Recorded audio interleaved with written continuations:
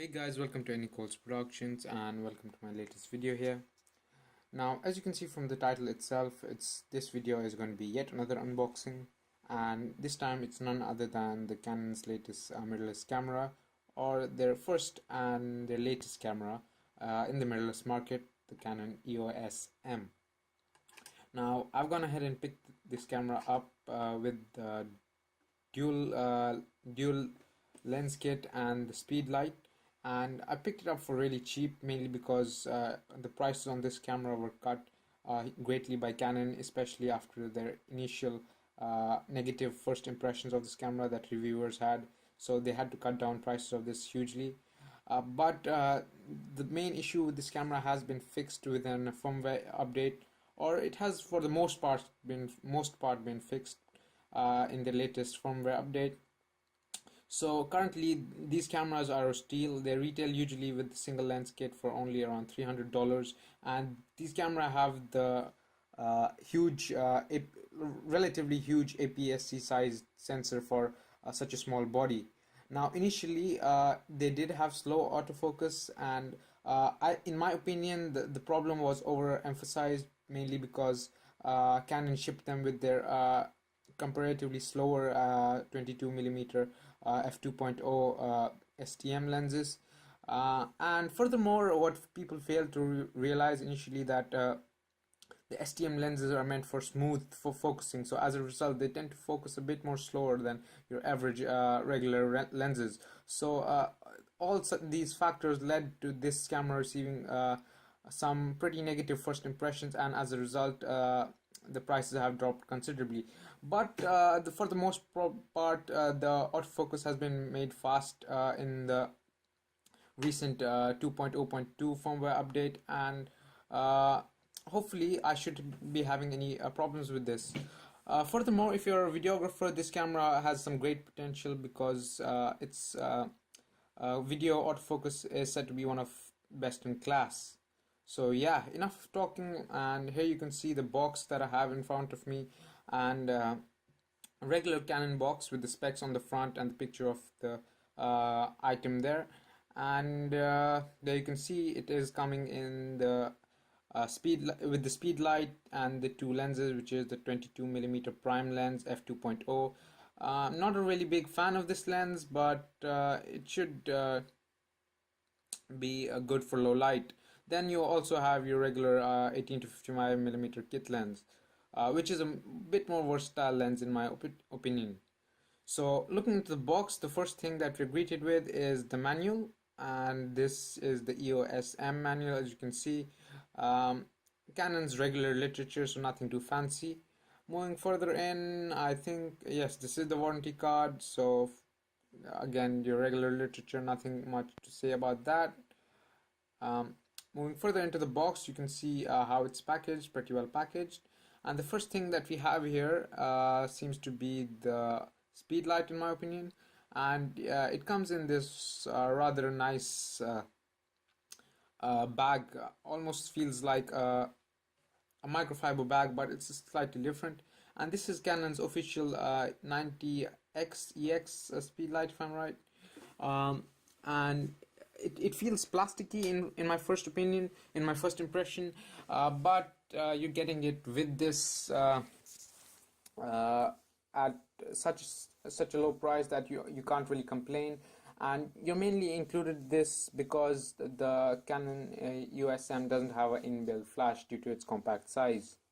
So yeah, moving further in, what we have here should be our very first lens, and from the size it seems to be the 18 to 55mm lens, your zoom lens, and it feels rather heavy on my first impressions for its size, and I think it is made out of metal as of now, due to the feel in the hand, because it has that cold feel in the hand that metals usually have. And yeah, it seems to be pretty well built as well. And let me just focus that, and here you can see the lens mount. It has a metal lens mount and some great lens caps as well. It has the pinch in lens cap on the front, and the focus ring and the zoom ring are very smooth as well.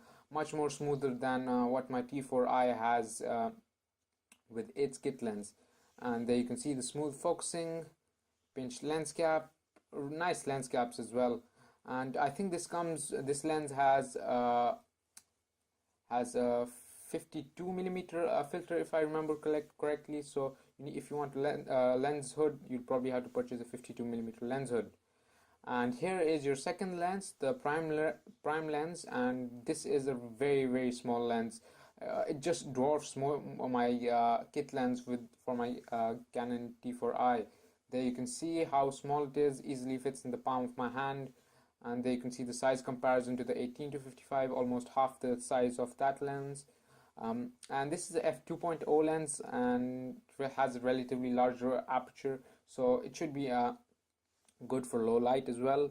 I'm not sure how it would be for videography or YouTube or photography, because it lacks a zoom, and this is just my opinion, but I just prefer zoom lenses, so yeah. And this is a macro lens as well, so you should be able to focus at up to a quarter of a meter, so that's 25 centimeters if I'm right, or yeah, this is a 25 centimeter 25 meter macro lens. So, and last thing that we have in the box, not the last thing, but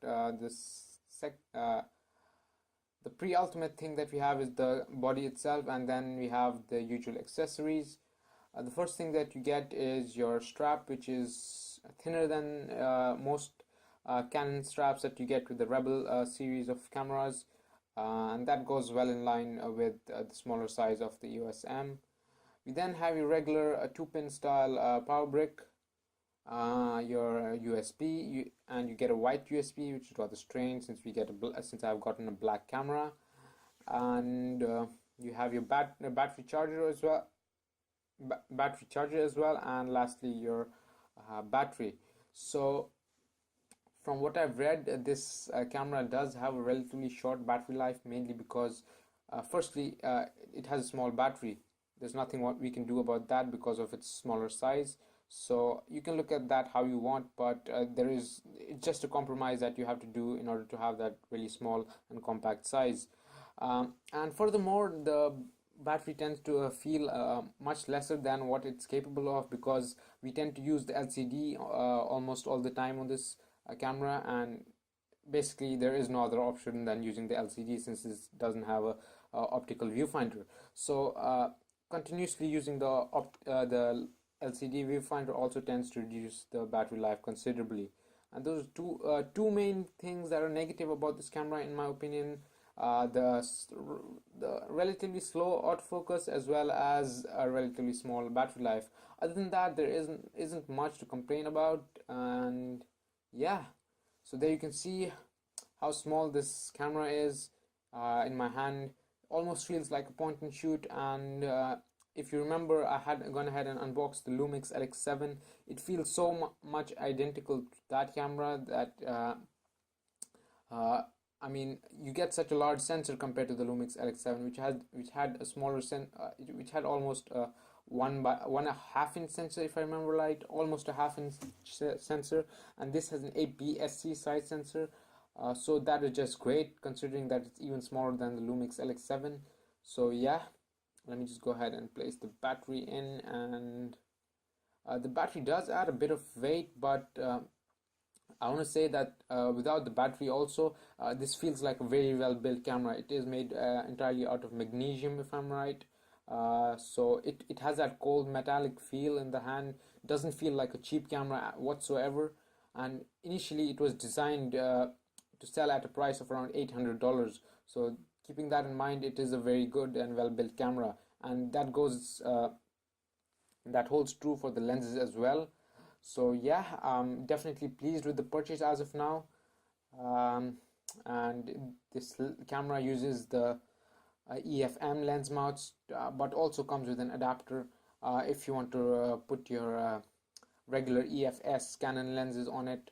So that is also a great accessories which you can go ahead and purchase if you have a wide variety of Canon lenses. So this was a relatively short unboxing of the camera, and I will go ahead and test it out and probably make a review of the same. And until then, I will also be hopefully getting my Galaxy Note soon, so I will be also trying and going ahead and making some videos on that. So other than that, I want to say that yeah, thanks guys for watching. I hope you guys liked this video, and if you did, you can obviously go ahead and subscribe to my channel. And yeah, thanks guys for watching. I hope you guys liked the video. Ending call. Peace out.